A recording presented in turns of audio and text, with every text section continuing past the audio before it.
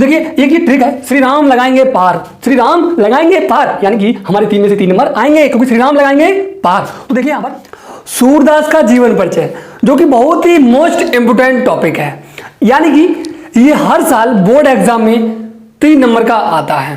तो अगर आपको याद नहीं हो रहा है तो एक बहुत ही शानदार ट्रिक के साथ हम आज आ गए हैं इस वीडियो में।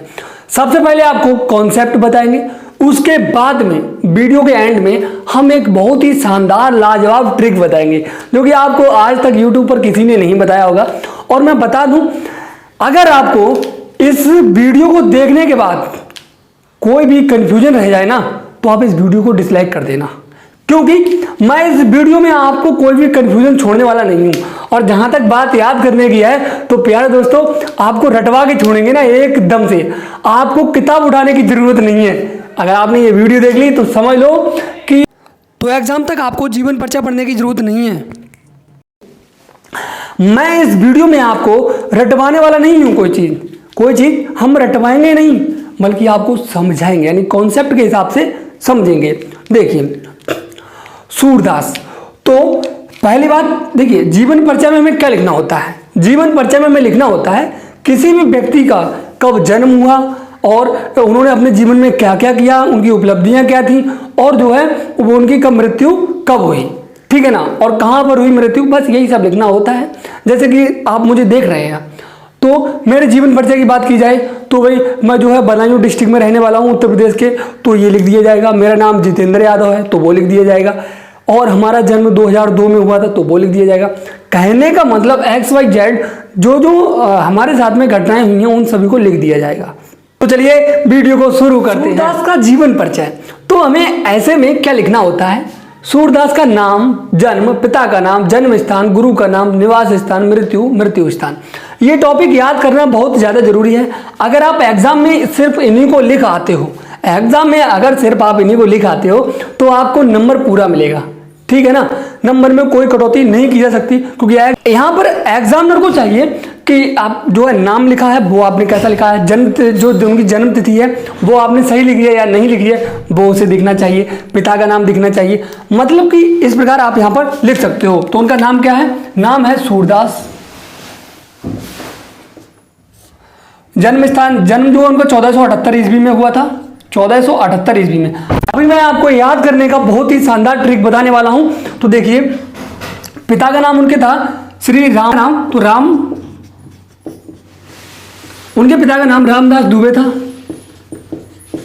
और यहां पर जन्म स्थान की अगर बात की जाए तो रूनकता गांव, तो रूनकता गांव में उनका जो है जन्म हुआ था, ये ग्राम है, ठीक है ना, ग्राम लिख देना शॉर्ट में। और गुरु का नाम, तो गुरु का नाम उनके था वल्लभाचार्य,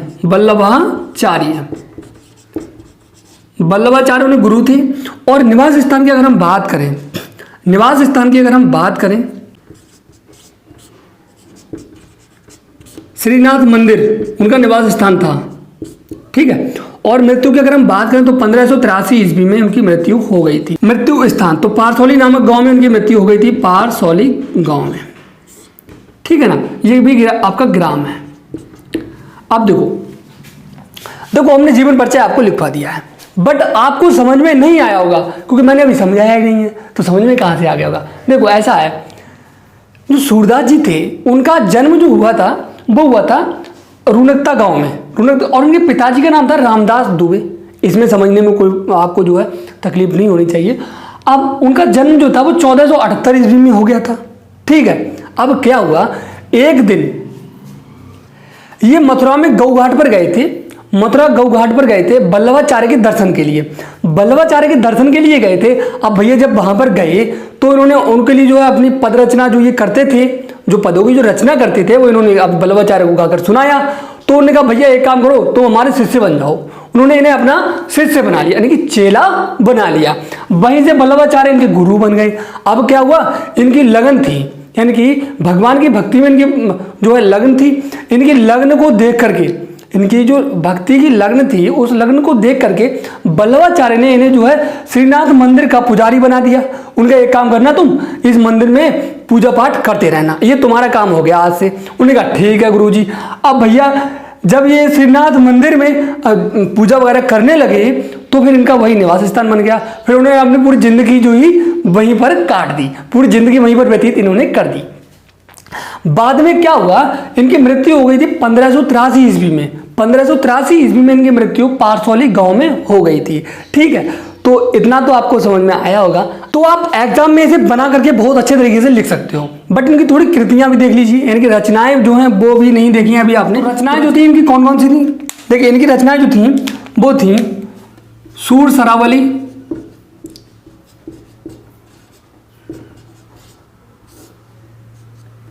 पहला, दूसरा सूरसागर, तीसरा था साहित्य लहरी, साहित्य लहरी। ये इनकी जो थी तीनों रचनाएं थी इनकी सूरदास जी की। ठीक है, तो इन्हें आप बहुत अच्छे तरीके से याद कर लीजिए। अब बात आती है ट्रिक की, तो हम मतलब कैसे याद कर सकते हैं। देखो बहुत सिंपल ट्रिक है बेटा, यहां पर देखो आपको याद करना है इनका जन्म कब हुआ। जन्म हुआ 1478 में।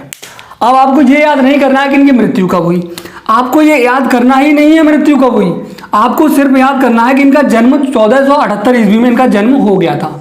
ये याद कर लिया, ठीक है। अब आपको ये याद करना है कि इन्होंने जो है 105 साल जिए थे। ये कितनी 105 साल जो जिंदा रहे थे, ठीक है। अब 105 इसमें ऐड कर दोगे तो 1583 आ जाएगा। ठीक है, तो आपको सिर्फ ये वाला याद करना है इनका जन्म, और मृत्यु में आपको 105 जोड़ देना है, फिर 1583 आ जाएगा। चलिए इतना तो आप याद कर लोगे। अब बात आती है ये सब, तो देखो एक ट्रिक है आपकी, तो ट्रिक है राम लगाएंगे पार, श्री राम लगाएंगे पार। ये क्या है, ये आपकी एक ट्रिक है, ये एक ट्रिक है। ठीक है, ये क्या है, एक ट्रिक है, ट्रिक है। श्री राम लगाएंगे पार, तो ये कैसे हुई ट्रिक, तो यहां पर देखो श्री राम, श्रीनाथ मंदिर, श्रीनाथ मंदिर हो जाएगा इसलिए। ठीक है ना, श्री मानी राम का मतलब रामदास, जो उनके पिता का नाम था रामदास दुबे, याद कर लीजिए। लगाएंगे ये हमने सिर्फ ऐसे ही लिख दिया है जिससे कि ये पूरा वाक्य बन जाए। अब पा का मतलब वो यहां पर पारसौली, जहां पर उनकी मृत्यु हुई। रा का मतलब क्या हुआ यहां पर, रुनकता गांव, जहां पर ये पैदा हुए थे, यहां पर इनका जन्म हुआ था, और यहां पर इनकी जो थी मृत्यु हो गई थी। तो देखिए एक ये ट्रिक है, श्री राम लगाएंगे पार, श्री राम लगाएंगे पार, यानी कि हमारे 3 में से 3 नंबर आएंगे, क्योंकि श्री राम लगाएंगे पार। तो देखिए यहां पर श्री मानी हो गया श्रीनाथ मंदिर, राम मानी हो गया रामदास दुबे, पा का मतलब हो गया पारसौली, और रा का मतलब हो गया रुनकता, जहां पर उनका जन्म हुआ। आप याद कर लो, श्री राम लगाएंगे पार, तो बिल्कुल आपको पार लगा देंगे।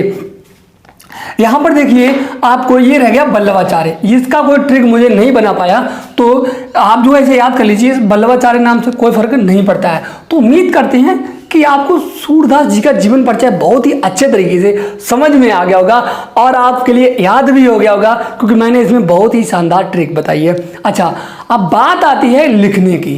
देखिए इसे लिखने के 2 तरीके हैं। एक तरीका ये है कि आप ऐसे ही लिख दो, ठीक है, नंबर नहीं काट सकता वो।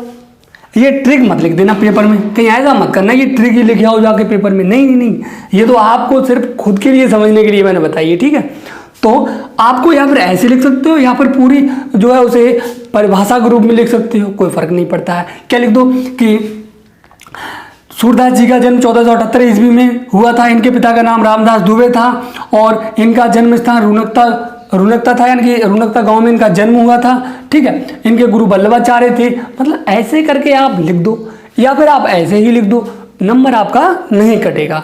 तो उम्मीद करते हैं कि आपको ये वीडियो बहुत अच्छा लगा होगा। अगर वीडियो अच्छा लगा है तो प्लीज़ चैनल को सब्सक्राइब कीजिए, और वीडियो को अधिक से अधिक लोगों को शेयर कीजिए। तो थैंक्स फॉर वॉचिंग, मिलते हैं अगले वीडियो में, तब तक के लिए जय हिंद जय भारत।